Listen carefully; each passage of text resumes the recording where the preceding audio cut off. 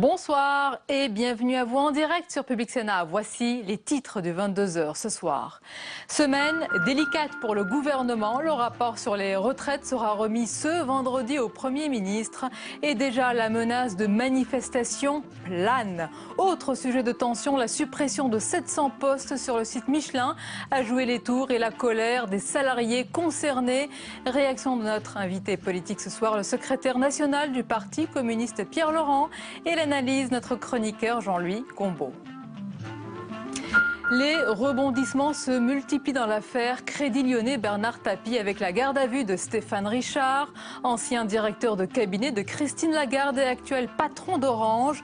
L'homme doit livrer ses explications sur le rôle de Bercy dans la décision de recourir à la procédure d'arbitrage qui avait mis fin au litige dans ce dossier devenu feuilleton. Tous les détails dans ce journal. Dans son dernier livre, Conversation avec moi-même, Nelson Mandela a appelé le monde à ne pas le voir comme un saint. Et pourtant, c'est ainsi que les Sud-Africains et bien d'autres citoyens de par le monde voient ce géant de l'histoire. Hospitalisé, l'ex-président sud-africain serait toujours dans un état grave. On en parle dans quelques instants. Voilà pour le programme de votre 22h. Merci d'être en notre compagnie. Et on commence ce journal par la décision de l'Agence nationale du médicament de rappeler tous les lots de furosémide dosés à 40 mg après l'inversion de comprimés. Outre le décès à Marseille, l'agence évoque désormais 2 autres décès et un cas grave actuellement en réanimation. L'enquête dans l'usine de conditionnement Teva se poursuivra demain. Les détails avec Tam Tranui. Ils sont toujours dans l'usine Teva de conditionnement à Sens et ils veulent comprendre. Les enquêteurs de l'agence du médicament vont poursuivre leurs investigations demain pour trouver l'origine de cette affaire rarissime. Comment le diurétique furosémide a-t-il pu être inversé avec le somnifère Zopiclone ? Selon le laboratoire, seules quelques dizaines de boîtes provenant de 2 lots, le I-175 et le I-176, sont concernées. Mais face aux incertitudes, l'agence du médicament a ordonné le rappel aujourd'hui de tous les lots de furosémide 40 mg. Il y a des dizaines ou des centaines de milliers de boîtes de ce médicament, mais nous ne savons pas combien de boîtes exactement sont concernées par l'échange du médicament, donc combien de boîtes il y a des somnifères. Selon l'industriel, ce sont simplement quelques dizaines de boîtes. Samedi soir, un homme de 91 ans qui prenait le médicament incriminé est mort à Marseille, tandis qu'aujourd'hui, le parquet de Privas a ouvert une enquête après le décès d'une octogénaire dans un hôpital drômois début juin. S'y ajoutent 2 nouveaux cas possibles d'accidents liés à cette erreur de conditionnement signalés aujourd'hui au ministère de la Santé. Un décès et un cas grave, ce qui porte au total à 4 le nombre de cas suspects. Un numéro vert a été installé par Teva à la demande de l'agence du médicament, le 0800 51 34 11. Il est ouvert au public 24 heures sur 24. Le social fait irruption dans le débat public avec l'annonce, ou plutôt les annonces du groupe Michelin. Le fabricant de pneumatiques va investir quelques 800 millions d'euros dans ses activités en France. Voilà pour la bonne nouvelle, mais dans le même temps, il annonce la suppression de 700 postes dans son usine de Joué-les-Tours en Indre-et-Loire pour faire face, disent-ils, à la baisse de la demande en Europe. Les salariés écœurés comptent bien se mobiliser. On voit tout cela avec Mounir Soussi. Les salariés ont accueilli la nouvelle par un débrayage. À l'usine de Joué-les-Tours, l'annonce par la direction de Michelin de la suppression de 700 postes est tombée comme un coup près. Après le choc, c'est l'amertume qui domine. Moi, le bimadame, j'en veux plus. Ils sont trop malhonnêtes. Ils n'en ont rien à foutre de la détresse des gens et là, c'est plus possible. Sur les 930 emplois que compte le site, 200 postes vont être maintenus et des départs en pré-retraite et des mutations seront proposés aux autres. La production de cette usine de fabrication de pneus destinée aux poids lourds va être transférée à La Roche-sur-Yon où 170 postes doivent être créés. Une stratégie incompréhensible pour les salariés. Qui ne nous prouve par A plus B que l'usine ne va pas bien et qu'une fermeture est nécessaire, mais quand on fait des millions et des millions de bénéfices, on peut se permettre de continuer une activité sur le site de Joué-les-Tours. Ça fait 50 ans que ça existe, Joué-les-Tours. Michelin annonce dans la foulée un plan d'investissement de 800 millions d'euros dans l'Hexagone. Une décision dans l'ensemble bien accueillie par Arnaud Montebourg. Pour Tours, c'est une déflagration, mais pour d'autres sites, c'est un renforcement indéniable. Donc du point de vue de la France, le global reste positif, mais du point de vue de Tours, nous avons là un grave problème et nous allons demander à Michelin un certain nombre de précisions. Ce matin, des salariés en colère ont menacé de brûler l'usine. Le ministre de l'économie Pierre Moscovici a appelé à éviter tout dérapage et assure que 3 ministères seront mobilisés sur le dossier. Et toujours au chapitre social, les 2 offres de reprise de Virgin ont été rejetées aujourd'hui. Le tribunal de commerce de Paris a ainsi mis fin aux derniers espoirs des 900 salariés de l'enseigne de distribution culturelle. La liquidation judiciaire et le plan social seront examinés dès la semaine prochaine. Dans l'actualité, Stéphane Richard, patron d'Orange et ancien directeur de cabinet de Christine Lagarde à Bercy, a été placé en garde à vue. Ce matin, les enquêteurs de la brigade financière cherchent à déterminer le rôle exact du ministère de l'économie dans la décision de recourir à l'arbitrage dans l'affaire Crédit Lyonnais, Bernard Tapie. Et ce nouvel épisode dans cette affaire complexe a été suivi de la confirmation que l'État allait se porter partie civile. Les détails avec Jérôme Rabier. Qui a pris la décision de l'arbitrage en faveur de Bernard Tapie? Pourquoi ne pas s'être opposé à cette procédure? Et y a-t-il eu un ordre de l'Élysée? Voilà les questions auxquelles Stéphane Richard doit répondre depuis ce matin dans les bureaux de la brigade financière. L'ancien directeur de cabinet de Christine Lagarde, désormais à la tête de l'opérateur téléphonique Orange, est entendu sous le régime de la garde à vue, avec une possible mise en examen ou le placement sous statut de témoin assisté qui pourrait le fragiliser à la tête d'une entreprise où l'État est encore actionnaire à hauteur de 27%. Le Canard enchaîné de la semaine dernière affirme que Stéphane Richard a reconnu une demande très claire de l'Élysée, transmise par Claude Guéant, alors secrétaire général de la présidence, lors d'une réunion en 2007.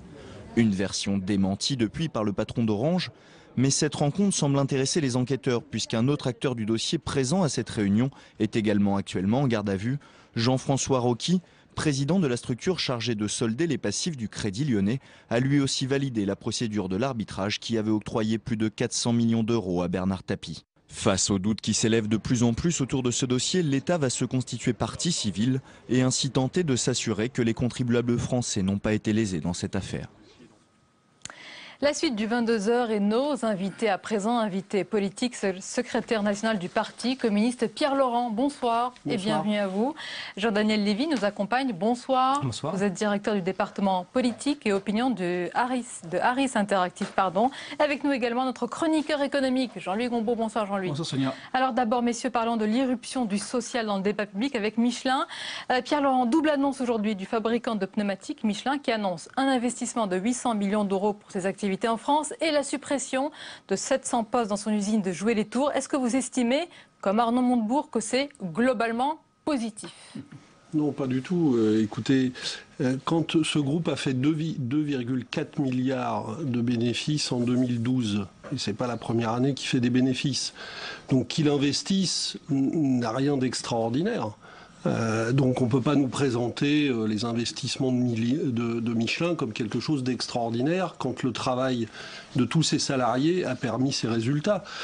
Donc une fois de plus, on assiste en fait à des licenciements qui visent à augmenter, comme le groupe l'a annoncé d'ailleurs, son taux de rentabilité de manière très significative dans les années à venir, et ça se fait sur le dos des salariés.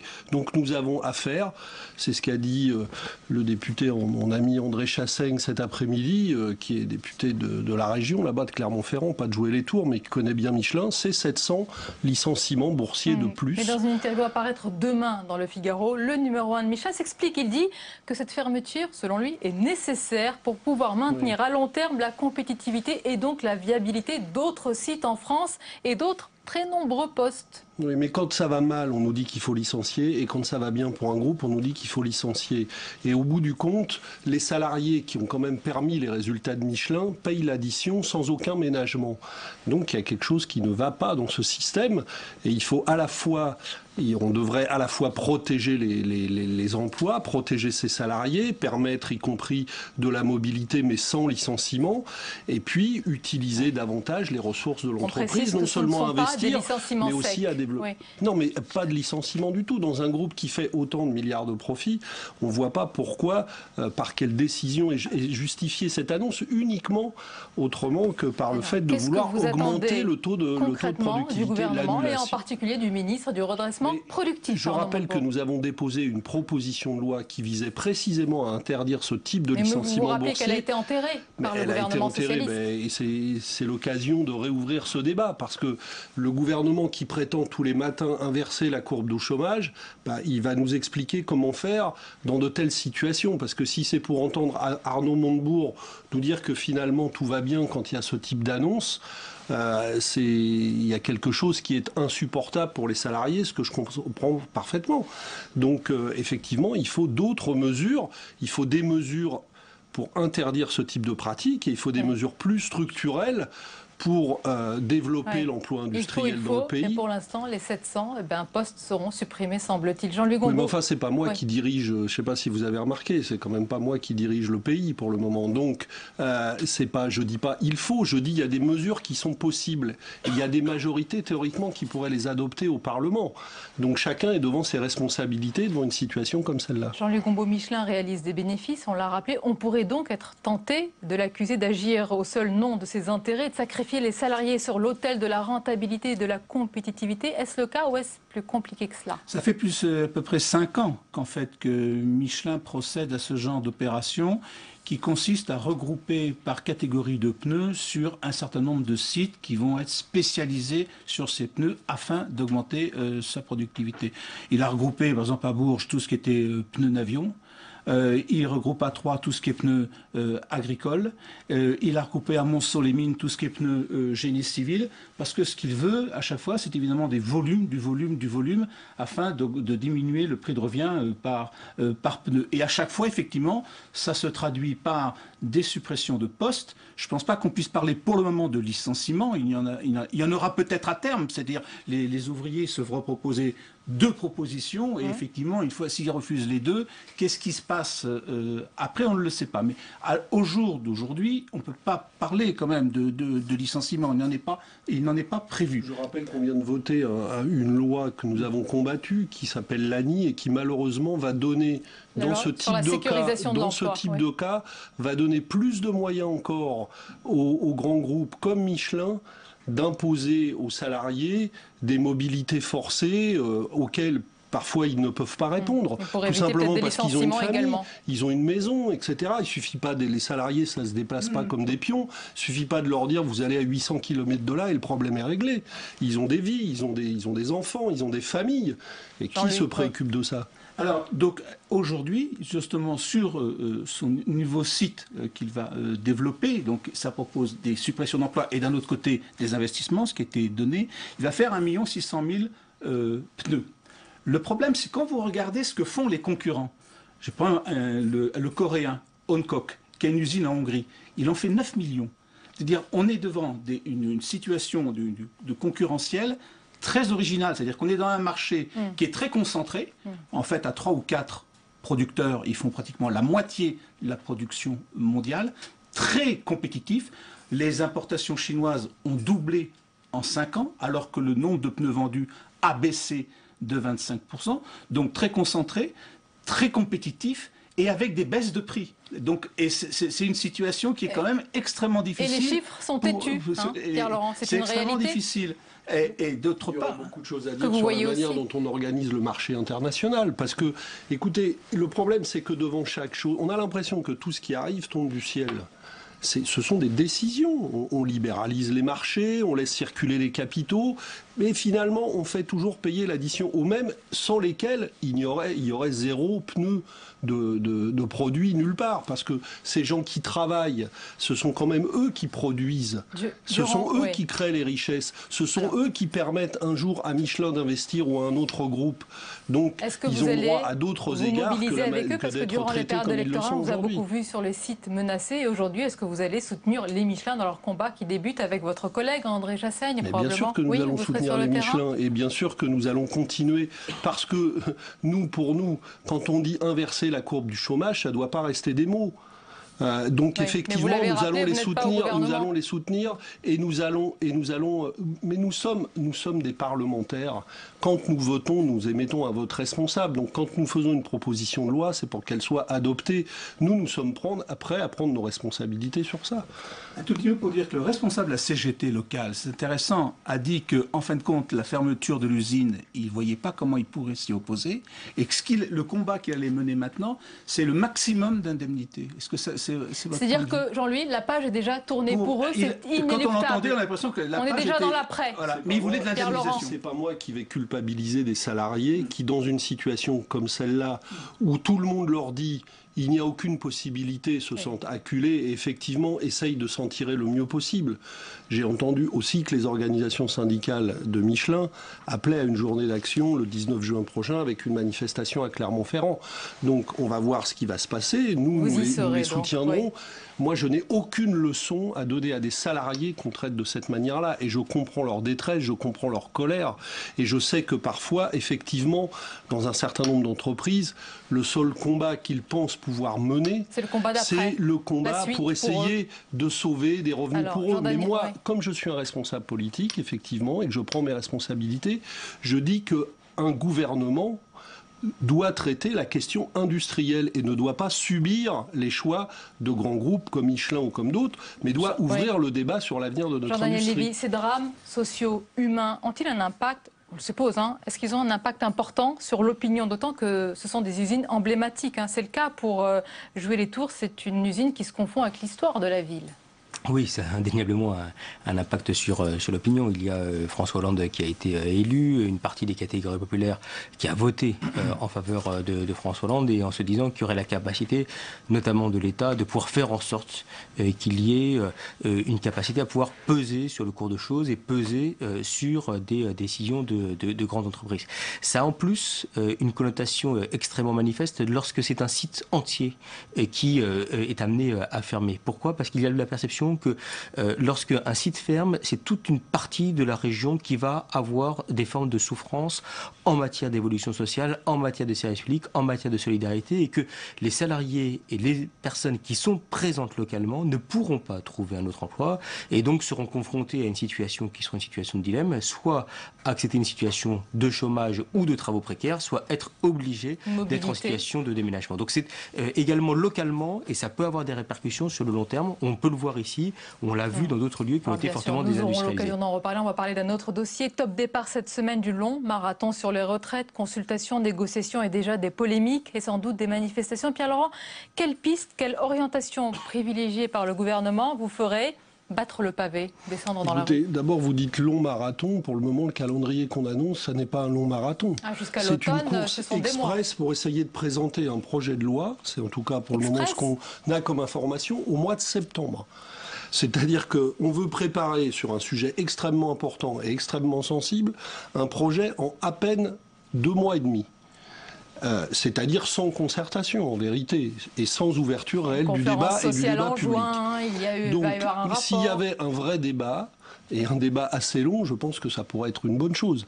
Bon, ceci étant dit, ce qu'on annonce pour le moment, c'est exactement les mêmes recettes aggravées, celles qu'on a déjà employées, qui ne débouchent pas sur la réduction du déficit. Mais avec 2 mots, justice, équité, même 3, solidarité, ça ne vous dit rien? Écoutez, quand on en est actuellement à 42 années de cotisation, alors qu'on sait à quel âge on commence à travailler et qu'on connaît le niveau des salaires et qu'on voit que ces salaires n'augmentent pas et que le chômage augmente, on sait ce que ça veut dire. Ça veut dire quoi concrètement? Non pas que les gens partiront plus tard, mais qu'ils partiront avec des retraites plus basses encore. C'est-à-dire que si on continue dans cette voie-là et qu'on ne traite pas le problème du chômage et le problème des salaires et le problème des cotisations sociales, le problème des recettes, eh bien, on pousse à un système où on aura des millions et des millions de retraités pauvres.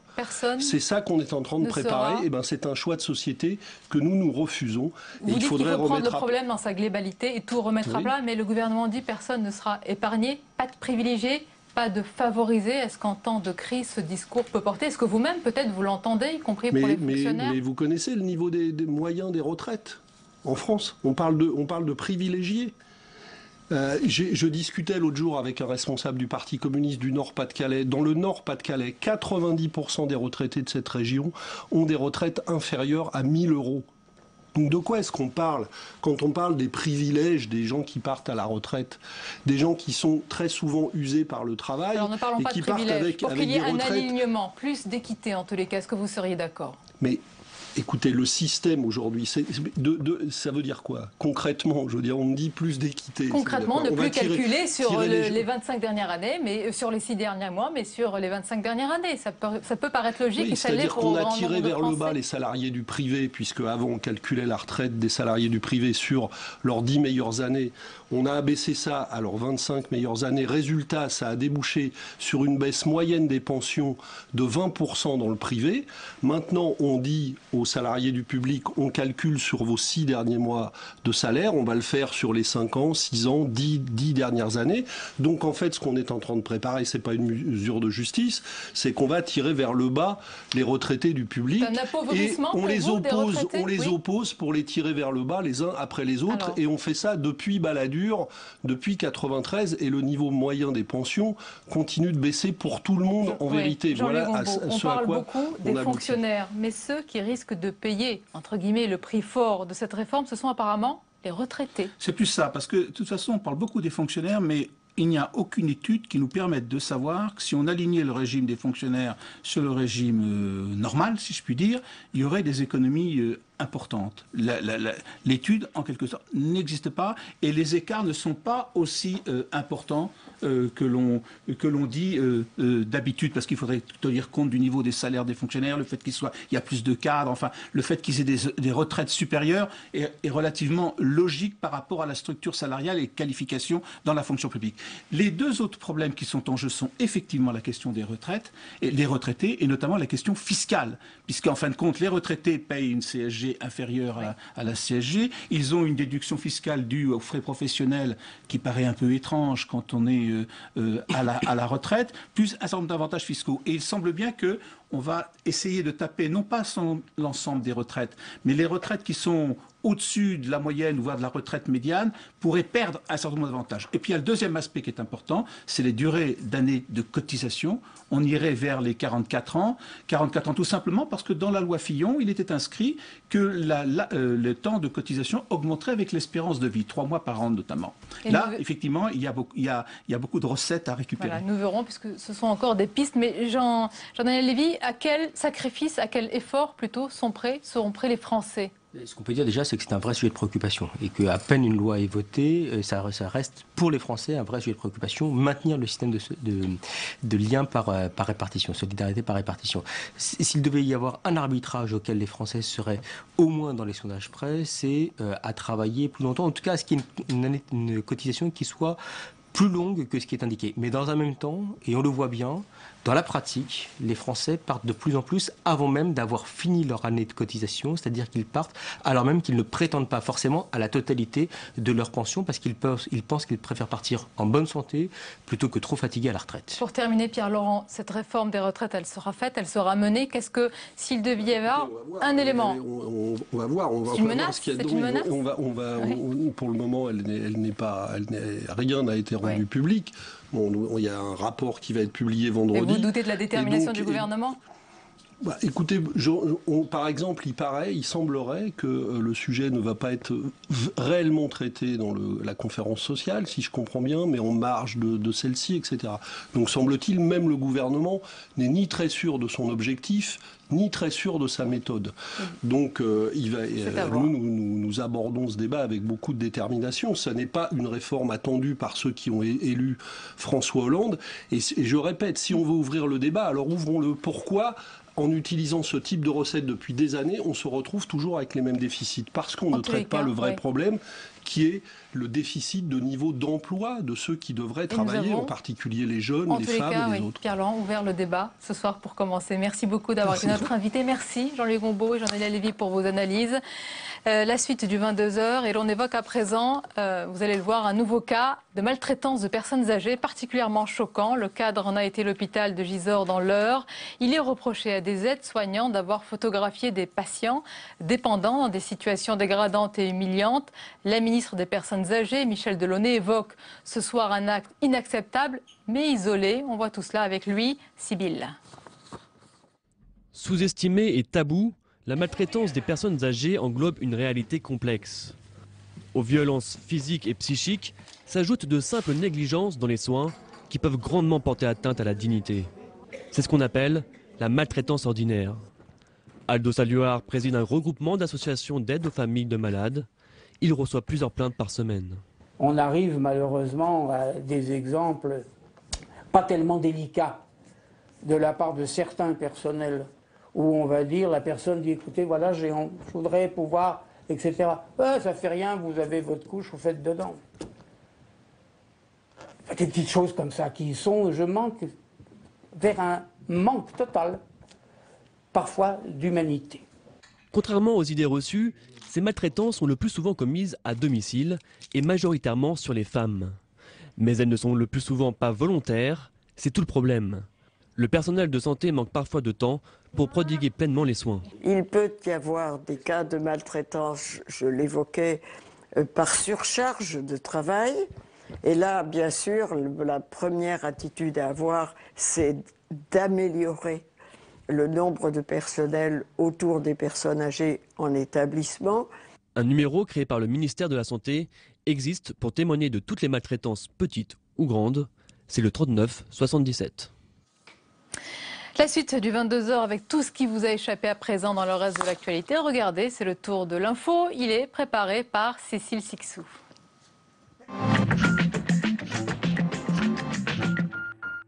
Claude Guéant a bien reçu des primes en liquide lorsqu'il était ministre de l'Intérieur. 10 000 € par mois entre 2002 et 2004, issus des frais d'enquête de la police. C'est ce que révèle un rapport remis ce matin à Manuel Valls. Au début du mois de mai, l'actuel ministre de l'Intérieur avait demandé une enquête administrative après les révélations de Claude Guéant sur ces pratiques normalement interdites. Ce soir, Manuel Valls a transmis le rapport à la justice. Une facture salée, celle du bac. Selon une étude du syndicat des chefs d'établissement, le coût de l'examen s'élèverait à 1,5 milliard d'euros, 20 fois plus que les estimations habituelles, car cette étude prendrait en compte les 3 semaines de juin où les cours supprimés sont bel et bien financés par la collectivité. Le syndicat plaide pour une simplification de l'examen et notamment pour le contrôle continu. Attention demain, si vous devez prendre l'avion, la moitié des vols normalement prévus devraient être annulés suite à une grève des contrôleurs aériens. Partout en Europe, ils se mobilisent contre le projet ciel ouvert de la Commission européenne. Un projet de libéralisation du secteur et donc selon eux une attaque contre le service public. La mobilisation risque d'être fortement suivie. En France, 8 aéroports sont concernés. La grève devrait durer jusqu'à jeudi. L'onde de choc se propage après la révélation aux États-Unis d'un vaste système de surveillance des communications sur Internet et les réseaux téléphoniques. Un programme baptisé PRISM, tenu secret par la toute-puissante agence américaine d'espionnage NSA. L'auteur de la fuite est un ancien agent de la CIA. Même si vous ne faites rien de mal, vous vous faites observer et enregistrer et la capacité de stockage de ces systèmes augmente tellement chaque année qu'on en arrive à un point où vous n'avez même pas besoin d'avoir fait quoi que ce soit de mal. Edward Snowden a pris la fuite à Hong Kong. Le président de la Commission de la sécurité intérieure américaine a demandé son extradition.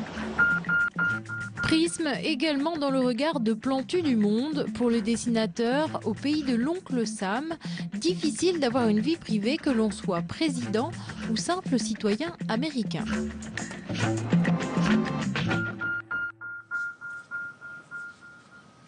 Aucun combattant n'est immortel.